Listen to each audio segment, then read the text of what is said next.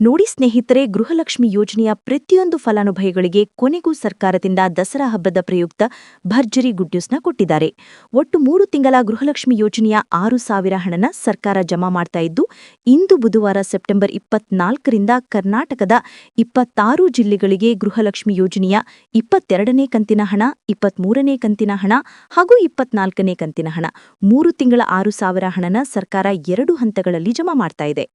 ಅದೇ ರೀತಿ ration card ಮತ್ತು ಗೃಹಲಕ್ಷ್ಮಿ ಯೋಜನೆಯ ಪ್ರತಿಯೊಂದು ಫಲಾನುಭವಿಗಳಿಗೆ ಹಣಕಾಸು ಇಲಾಖೆಯಿಂದ 5 ಹೊಸ ಮುಖ್ಯವಾದ ನಿಯಮಗಳನ್ನು ಜಾರಿಗೆ ತಂದಿದ್ದು, ಈ ನಿಯಮಗಳ ಪ್ರಕಾರ ಸಾಕಷ್ಟು ಫಲಾನುಭವಿಗಳ ಒಂದು ಹೆಸರನ್ನ ಸರ್ಕಾರ ಕ್ಯಾನ್ಸಲ್ ಮಾಡಿದೆ. ಹಾಗಾದ್ರೆ ಬನ್ನಿ ಸ್ನೇಹಿತರೆ, ಸರ್ಕಾರದಿಂದ ಬಂದಿರುವಂತಹ ಒಂದು ಮಾಹಿತಿನ ತಿಳ್ಕೊಳ್ಳೋಣ. ಅದಕ್ಕಿಂತ ಮೊದಲು ನೋಡಿ ಸ್ನೇಹಿತರೆ, ನೀವೇನಾದ್ರೂ ಇನ್ನೂ ಕೂಡ ನನ್ನ ಚಾನೆಲ್ನ ಸಬ್ಸ್ಕ್ರೈಬ್ ಆಗಿಲ್ಲ ಅಂದ್ರೆ ದಯವಿಟ್ಟು ಪ್ರತಿಯೊಬ್ಬರು ಚಾನೆಲ್ನ ಸಬ್ಸ್ಕ್ರೈಬ್ ಮಾಡ್ಕೊಳ್ಳಿ, ಹಾಗೆ ವಿಡಿಯೋಗೆ ಒಂದು ಲೈಕ್ನ ಕೊಡಿ. ಹೌದು ವೀಕ್ಷಕರೇ, ಗೃಹಲಕ್ಷ್ಮಿ ಯೋಜನೆಯ ಪ್ರತಿಯೊಂದು ಫಲಾನುಭವಿಗಳಿಗೆ ಕೊನೆಗೂ ಸರ್ಕಾರದಿಂದ ದಸರಾ ಹಬ್ಬದ ಪ್ರಯುಕ್ತ ಭರ್ಜರಿ ಗುಡ್ ನ್ಯೂಸ್ನ ಕೊಟ್ಟಿದ್ದಾರೆ. ನೋಡಿ, ಒಟ್ಟು 3 ತಿಂಗಳ 6,000 ಹಣನ ಸರ್ಕಾರ ಜಮಾ ಮಾಡ್ತಾ ಇದೆ. ಗೃಹಲಕ್ಷ್ಮಿ ಯೋಜನೆಯ 22ನೇ ಕಂತಿನ ಹಣ, 23ನೇ ಕಂತಿನ ಹಣ ಹಾಗೂ 24ನೇ ಕಂತಿನ ಹಣನ ಸರ್ಕಾರ ಜಮಾ ಮಾಡ್ತಾ ಇದ್ದು, ಕರ್ನಾಟಕದ 26 ಜಿಲ್ಲೆಗಳಿಗೆ 2 ಹಂತಗಳಲ್ಲಿ ಈ ಒಂದು ಹಣ ಜಮಾ ಆಗ್ತಾ ಇದೆ. ನೀವು ಕೇಳ್ಬೋದು ಸ್ನೇಹಿತರೆ, ಖಂಡಿತವಾಗಿಯೂ ನಮ್ಮ ಬ್ಯಾಂಕ್ ಖಾತೆಗೆ ಹಣ ಜಮಾ ಆಗುತ್ತಾ ಅಂತ. ಹೌದು ವೀಕ್ಷಕರೇ, ನಿಮ್ಮ ಬ್ಯಾಂಕ್ ಖಾತೆಗೆ 6,000 ಹಣ ಜಮಾ ಆಗುವುದಕ್ಕೆ ನಾನು ನಿಮಗೆ ವಿತ್ ಪ್ರೂಫ್ ಮೂಲಕ ಮಾಹಿತಿನ ಕೊಡ್ತಾ ಇದ್ದೀನಿ. ದಯವಿಟ್ಟು ಪ್ರತಿಯೊಬ್ಬರು ಈ ಒಂದು ಆಡಿಯೋನ ಕೇಳಿ. ಗೃಹಲಕ್ಷ್ಮಿ ಹಣವನ್ನ ಬಹಳಷ್ಟು ಶೀಘ್ರದಲ್ಲಿ ಸೆಪ್ಟೆಂಬರ್ ಬಂದಿದೆ, ನಮಗೆ ಹಣ ಇನ್ನೂ ಬಂದಿಲ್ಲ. ಸೆಪ್ಟೆಂಬರ್ ಅಕ್ಟೋಬರ್ ತಿಂಗಳ ಹಣವನ್ನು ಆದಷ್ಟು ಶೀಘ್ರದಲ್ಲಿ ಕೇಳಿದ್ರಲ್ಲ ಸ್ನೇಹಿತರೆ, ಸಚಿವೆ ಲಕ್ಷ್ಮಿ ಹೆಬ್ಬಾಳ್ಕರ್ ಅವರೇ ಕೊಟ್ಟಿರುವಂತಹ ಒಂದು ಮಾಹಿತಿಯ ಪ್ರಕಾರ ಗೃಹಲಕ್ಷ್ಮಿ ಯೋಜನೆಯ 3 ತಿಂಗಳ ಒಟ್ಟು 6,000 ರೂಪಾಯಿ ಹಣನ ಸರ್ಕಾರ ಕರ್ನಾಟಕದ 26 ಜಿಲ್ಲೆಗಳಿಗೆ 2 ಹಂತಗಳಲ್ಲಿ ಜಮಾ ಮಾಡ್ತಾ ಇದೆ. ಅದೇ ರೀತಿ ನೋಡಿ ಸ್ನೇಹಿತರೆ, ಈ ಬಾರಿ ಹಣಕಾಸು ಇಲಾಖೆಯಿಂದ ಗೃಹಲಕ್ಷ್ಮಿ ಫಲಾನುಭವಿಗಳಿಗೆ ಮತ್ತು ರೇಷನ್ ಕಾರ್ಡ್ ಹೊಂದಿರುವಂತಹ ಪ್ರತಿಯೊಬ್ಬರಿಗೂ ಕೂಡ 5 ಹೊಸ ನಿಯಮಗಳನ್ನು ಜಾರಿಗೆ ತಂದಿದೆ. ಈ ನಿಯಮಗಳ ಪ್ರಕಾರ ಪ್ರತಿಯೊಂದು ಫಲಾನುಭವಿಗಳ ದಾಖಲಾತಿಗಳನ್ನು ಚೆಕ್ ಮಾಡಿ ನಂತರ ಈ ನಿಮ್ಮ ಒಂದು ದಾಖಲಾತಿಗಳು ಈ 5 ನಿಯಮಗಳನ್ನು ಪಾಲಿಸಿದ್ರೆ ಮಾತ್ರ ಗೃಹಲಕ್ಷ್ಮಿ ಯೋಜನೆಯ 2,000 ರೂಪಾಯಿ ಹಣ ಜಮಾ ಆಗೋದು. ಮತ್ತು ನಿಮ್ಮ ರೇಷನ್ ಕಾರ್ಡ್ನ ಸರ್ಕಾರ ಕ್ಯಾನ್ಸಲ್ ಮಾಡದೆ ಬಿಡೋದಿಲ್ಲ. ಅಂದರೆ ನಿಮ್ಮ ಒಂದು ರೇಷನ್ ಕಾರ್ಡನ್ನು ಸರ್ಕಾರ ಕ್ಯಾನ್ಸಲ್ ಮಾಡುತ್ತೆ. ಅದೇ ಒಂದು ಕಾರಣಕ್ಕೆ ಸಾಕಷ್ಟು ಫಲಾನುಭವಿಗಳ ಒಂದು ರೇಷನ್ ಕಾರ್ಡನ್ನು ಸರ್ಕಾರ ಕ್ಯಾನ್ಸಲ್ ಮಾಡಿದೆ.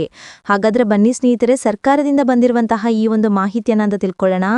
ಅದಕ್ಕಿಂತ ಮೊದಲು ಇಂದು ಬುಧವಾರ ಸೆಪ್ಟೆಂಬರ್ 24ರಿಂದ ಕರ್ನಾಟಕದ ಯಾವ 26 ಜಿಲ್ಲೆಗಳಿಗೆ ಸರ್ಕಾರ ಗೃಹಲಕ್ಷ್ಮಿ ಯೋಜನೆಯ ಒಟ್ಟು 3 ತಿಂಗಳ 6,000 ರೂಪಾಯಿ ಹಣನ 2 ಹಂತಗಳಲ್ಲಿ ಜಮಾ ಮಾಡ್ತಾ ಇದೆ ಅಂದ್ರೆ ನೋಡಿ ಸ್ನೇಹಿತರೆ, ಮೊದಲ ಹಂತದಲ್ಲಿ ಬಾಗಲಕೋಟೆ, ಬೆಳಗಾವಿ, ಬೆಂಗಳೂರು ನಗರ, ಬೆಂಗಳೂರು ಗ್ರಾಮಾಂತರ, ಬಳ್ಳಾರಿ, ಬಿಜಾಪುರ, ಬೀದರ್, ವಿಜಯನಗರ, ಚಾಮರಾಜನಗರ, ಚಿಕ್ಕಬಳ್ಳಾಪುರ, ಚಿಕ್ಕಮಗಳೂರು, ಬೆಂಗಳೂರು, ಚಿತ್ರದುರ್ಗ, ದಕ್ಷಿಣ ಕನ್ನಡ, ದಾವಣಗೆರೆ, ಧಾರವಾಡ ಮತ್ತು ಗದಗ್ ಈ ಜಿಲ್ಲೆಗಳ ಪ್ರತಿಯೊಂದು ಫಲಾನುಭವಿಗಳಿಗೆ ಮೊದಲ ಹಂತದಲ್ಲಿ ಸರ್ಕಾರ 3 ತಿಂಗಳ ಗೃಹಲಕ್ಷ್ಮಿ ಯೋಜನೆಯ ಒಟ್ಟು 6,000 ರೂಪಾಯಿ ಹಣನ ಜಮಾ ಮಾಡ್ತಾ ಇದೆ. ಅದೇ ರೀತಿ 2ನೇ ಹಂತದಲ್ಲಿ ಕಲಬುರಗಿ, ಹಾಸನ, ಹಾವೇರಿ, ಕೊಡಗು, ಕೋಲಾರ, ಕೊಪ್ಪಳ, ಮಂಡ್ಯ, ಮೈಸೂರು, ರಾಯಚೂರು, ರಾಮನಗರ, ಶಿವಮೊಗ್ಗ, ತುಮಕೂರು, ಉಡುಪಿ, ಉತ್ತರ ಕನ್ನಡ ಮತ್ತು ಯಾದಗಿರಿ ಈ ಜಿಲ್ಲೆಗಳ ಪ್ರತಿಯೊಂದು ಫಲಾನುಭವಿಗಳಿಗೆ 2ನೇ ಹಂತದಲ್ಲಿ ಸರ್ಕಾರ 3 ತಿಂಗಳ 6,000 ರೂಪಾಯಿ ಹಣನ ಜಮಾ ಮಾಡ್ತಾ ಇದ್ದು, ಒಟ್ಟು 3 ತಿಂಗಳ 6,000 ರೂಪಾಯಿ ಹಣನ ದಸರಾ ಹಬ್ಬದ ಪ್ರಯುಕ್ತ ಸೆಪ್ಟೆಂಬರ್ ತಿಂಗಳು ಮುಗಿಯುವಷ್ಟರಲ್ಲಿ ಪ್ರತಿಯೊಂದು ಫಲಾನುಭವಿಗಳ ಬ್ಯಾಂಕ್ ಖಾತೆಗೆ ಸರ್ಕಾರ ಜಮಾ ಮಾಡ್ತಾ ಇದೆ. ನೋಡಿ ಸ್ನೇಹಿತರೆ, ಈ ಬಾರಿ ಸುಮಾರು 1 ಲಕ್ಷಕ್ಕಿಂತ ಅಧಿಕ ಫಲಾನುಭವಿಗಳ ಬ್ಯಾಂಕ್ ಖಾತೆಗೆ ಸರ್ಕಾರ ಗೃಹಲಕ್ಷ್ಮಿ ಯೋಜನೆಯ ಹಣನೇ ಜಮಾ ಮಾಡ್ತಾ ಇಲ್ಲ. ಕಾರಣ ಏನು ಅಂದ್ರೆ, ನಿಮ್ಮ ಬ್ಯಾಂಕ್ ಖಾತೆಗೆ ಡೆಬಿಟ್ ಮೂಲಕ ಹಣ ಜಮಾ ಮಾಡುವಂತಹ ಸಂದರ್ಭದಲ್ಲಿ ಸರ್ಕಾರ ಸಾಕಷ್ಟು ಫಲಾನುಭವಿಗಳ ಒಂದು ಬ್ಯಾಂಕ್ ಖಾತೆಗೆ ಹಣ ಜಮಾ ಮಾಡುವುದನ್ನು ಕ್ಯಾನ್ಸಲ್ ಮಾಡಿದೆ.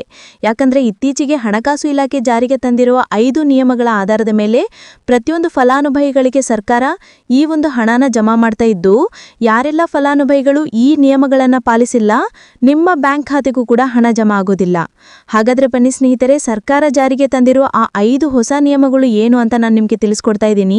ನೋಡಿ ಸ್ನೇಹಿತರೆ, ಮೊದಲನೆಯ ಒಂದು ನಿಯಮ ಬಂದು, ಸಾಕಷ್ಟು ಫಲಾನುಭವಿಗಳು ಹೊಂದಿರುವಂತಹ ಒಂದು ರೇಷನ್ ಕಾರ್ಡ್ ಏನಿದೆ, ಆ ಒಂದು ರೇಷನ್ ಕಾರ್ಡನ್ನ ಮನೆ ಸದಸ್ಯರ ಪ್ರತಿಯೊಬ್ಬರ ಒಂದು ಆಧಾರ್ ಕಾರ್ಡನ್ನ ನಿಮ್ಮ ರೇಷನ್ ಕಾರ್ಡಿಗೆ ಕಡ್ಡಾಯವಾಗಿ ಲಿಂಕ್ ಮಾಡಿಸಬೇಕು. ಅಂದ್ರೆ ಈ ಒಂದು ಲಿಂಕ್ ಮಾಡಿಸುವಂತಹ ಒಂದು ಪ್ರೊಸೀಜರ್ಗೆ ಸರ್ಕಾರ KYC ಅಂತ ಕರೀತಾರೆ. ನಿಮ್ಮ ರೇಷನ್ ಕಾರ್ಡಿಗೆ ಇನ್ನೂ ಸಹ KYC ಆಗಿಲ್ಲ ಅಂದ್ರೆ ನಿಮ್ಮ ಬ್ಯಾಂಕ್ ಖಾತೆಗೆ ಸರ್ಕಾರ ಮುಂದಿನ ದಿನಗಳಲ್ಲಿ ಗೃಹಲಕ್ಷ್ಮಿ ಯೋಜನೆಯ ಹಣನ ಕ್ಯಾನ್ಸಲ್ ಮಾಡುತ್ತೆ. ಅದೇ ರೀತಿ 2ನೇ ಒಂದು ನಿಯಮ ಬಂದು, ಬಂದು ಸಾಕಷ್ಟು ಫಲಾನುಭವಿಗಳು ಕಳೆದ 3 ತಿಂಗಳಿಂದ ಸರ್ಕಾರದಿಂದ ಬರ್ತಾ ಇರುವಂತಹ ಒಂದು ರೇಷನ್ ಏನಿದೆ ಅಂದ್ರೆ ಉಚಿತ ಅಕ್ಕಿ ಏನಿದೆ ಈ ಒಂದು ರೇಷನ್ನ ಪಡ್ಕೋತಾ ಇಲ್ಲ.